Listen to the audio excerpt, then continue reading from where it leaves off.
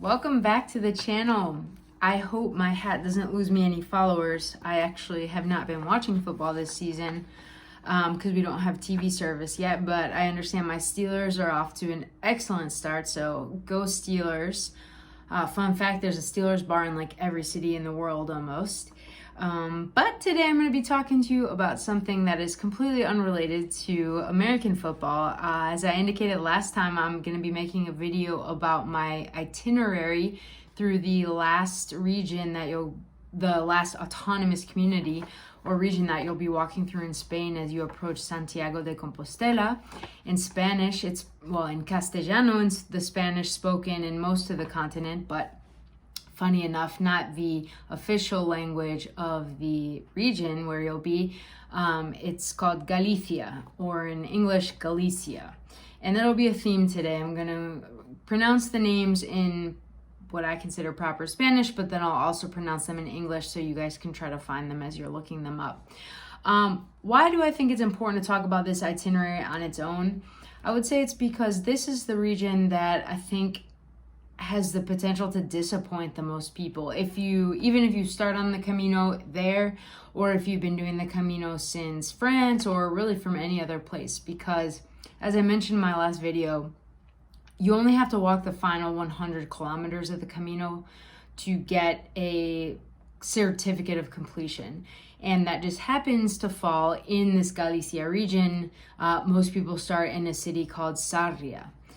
And so what'll happen is you may have been walking for upwards of a month by that point, with seeing some pilgrims, but maybe not a lot, especially if you're coming down from the Camino del Norte or the Camino Primitivo that goes through Asturias. You might have only seen a handful of other pilgrims, and then you arrive to Galicia, and there are people everywhere, including big tour groups. The good news is that there are ways to avoid this to some extent. You're not going to avoid it everywhere, but there are little alternative routes you can do at different places. And also, if people are on a tour, in general, the bus is they're just doing a couple kilometers, and then their bus is waiting, near a restaurant or something like that. So they're not going to be on the whole Camino with you. So I have my list. I hope you won't mind if I look down and read it. And I'll try to always make eye contact with you guys. I appreciate you so much, and I'm glad you're enjoying these videos, but I want to make sure I get you all the good details. So what I'm going to do is I'm going to tell you first my original itinerary when I was in my early planning stages, and it's almost to a T except for one day modeled off the Brierley guide. If you don't know Brierley, he probably makes the most well-known books about the different Camino routes, and he has a suggested itinerary. And then I realized I didn't want to follow that because I wanted to be staying in places that were maybe a little less crowded. And also I needed to pick up a day at the end because I took an extra rest day, or maybe I started a day late. I can't remember. But either way, I needed to make up a day if I was going to be in Santiago for July 24th, which is that night they have huge fireworks. It's basically like the city's biggest party because the 25th of July is St. James Day. So I'll talk a little bit about that when I discuss, where I stayed in Santiago. But real quick, my original itinerary, kind of like the Brierley guide, was the day one was Villafranca del Bierzo to O Cebreiro. So Villafranca del Bierzo to O Cebreiro. So that's when you actually cross into Galicia, like a couple kilometers. I'm not sure quite how many, but not too many kilometers before O Cebreiro is when you cross into the Galicia region. It's about 29 kilometers. It's a beautiful but very difficult walk, a lot of uphill. Day 2 was O Cebreiro to Triscatella, O Cebreiro to Triscatella, 21 kilometers. Day 3 was Triscatella to Sarria, I've been saying that wrong. Triacastela to Sarria, Triacastela to Sarria, 19 kilometers. Because you see the days were a little bit shorter in this guide.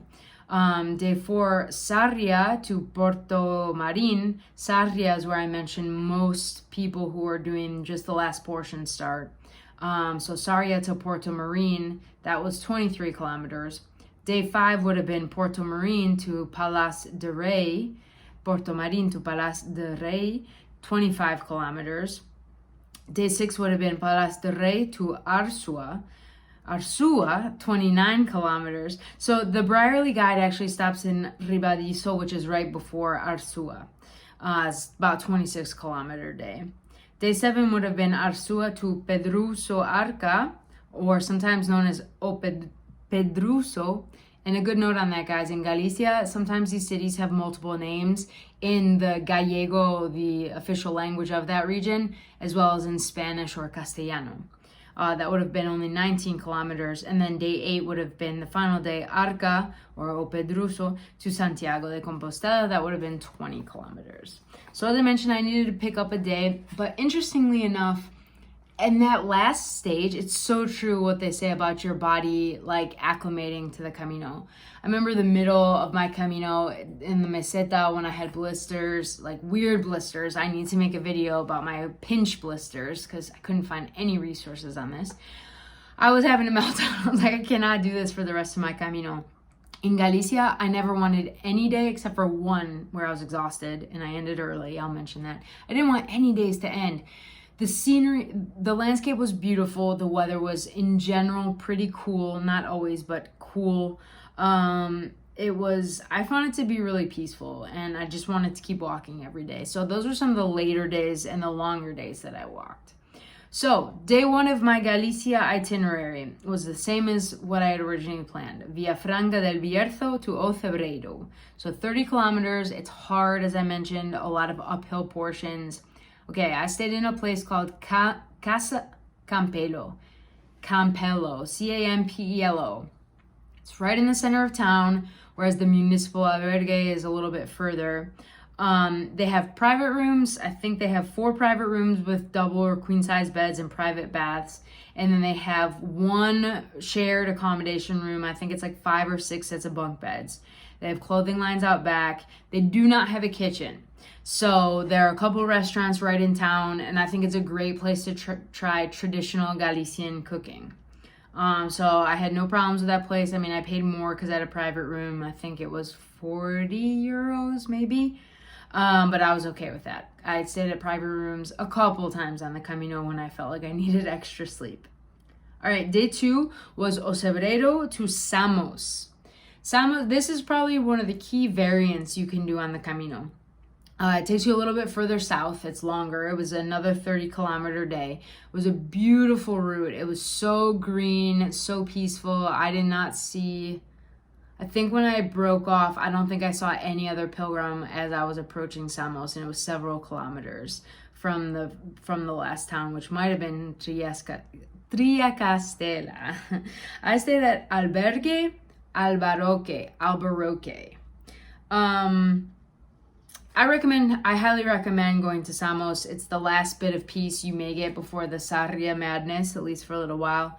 The place I stayed was right across from the monastery albergue, which is kind of like a huge room, stone, sound travels easily, older bunk beds.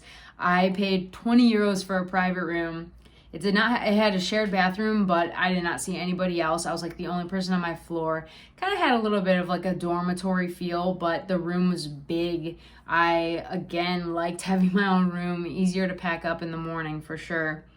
I do not think they have a kitchen for pilgrims to use, but they do have a restaurant located in the building, and they served a nice like prefix dinner upstairs, a pilgrim's menu. So Albergue Albaroque, I had no problem there. I wouldn't say it had much character, but I had a great experience there, and I loved going through Samos.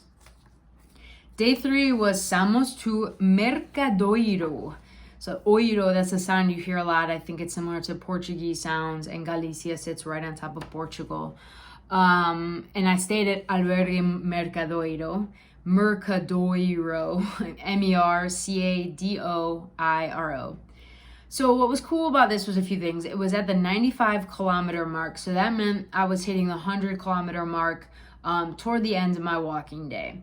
There's a marker there like there is everywhere, but this is a marker. People have mixed feelings about this. It's the marker with the most graffiti on the Camino.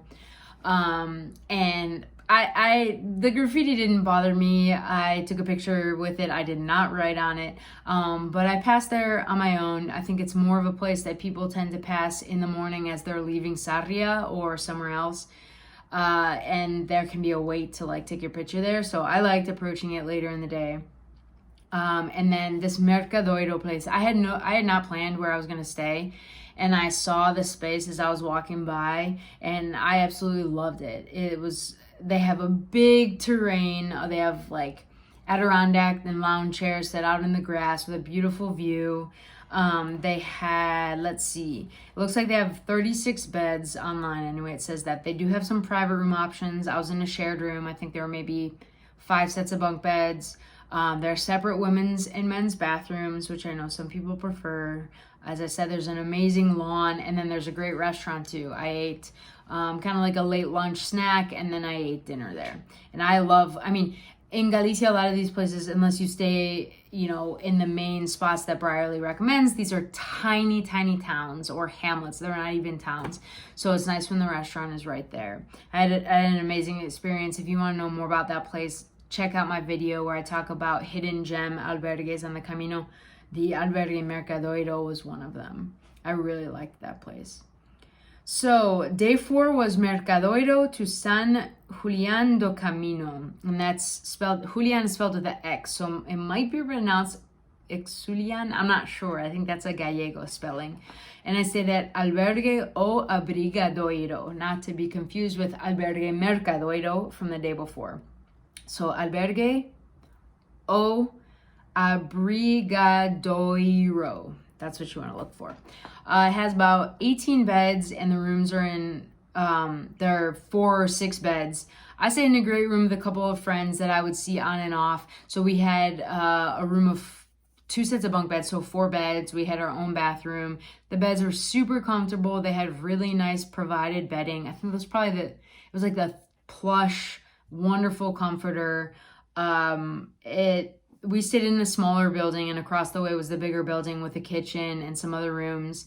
We had a communal dinner there. It was really fun.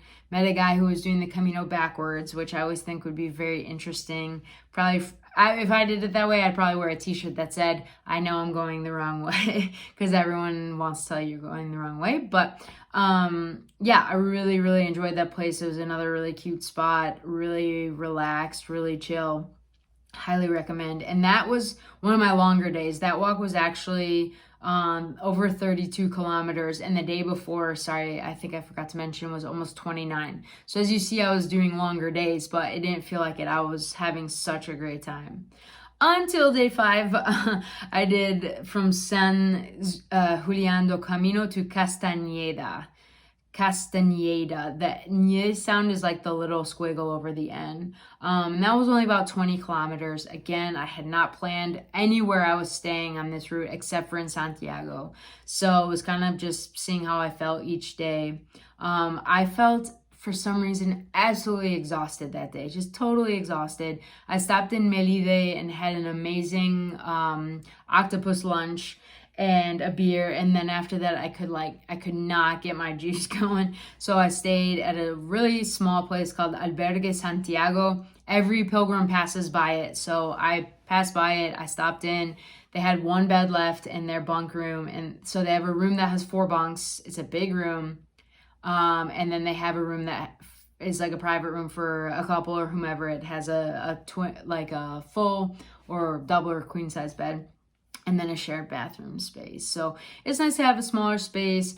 I was feeling a little lonely at first, and then it was cool because I'd been wanting sort of like an authentic in Spain experience. I've lived in Spain a couple times, and I feel like I wasn't getting to use my Spanish as much as I wanted. And everyone's staying, all of the other people staying at the albergue were all Spanish. They seem to have a lot of people. It's a cute little town. They seem to have a lot of townies, if you will, come eat there. Like families were having parties there. So I got to have that kind of quintessential Spanish experience. I ate both lunch and dinner there. They have a good restaurant right on site. It was a cool spot. I liked it. I like to see everybody walking by too. Since I stopped early, when I just sat and had lunch and, like a beer outside, and saw all my friends walking by. Oh, I'll see you in Santiago. So that again was Albergue Santiago. Highly recommend.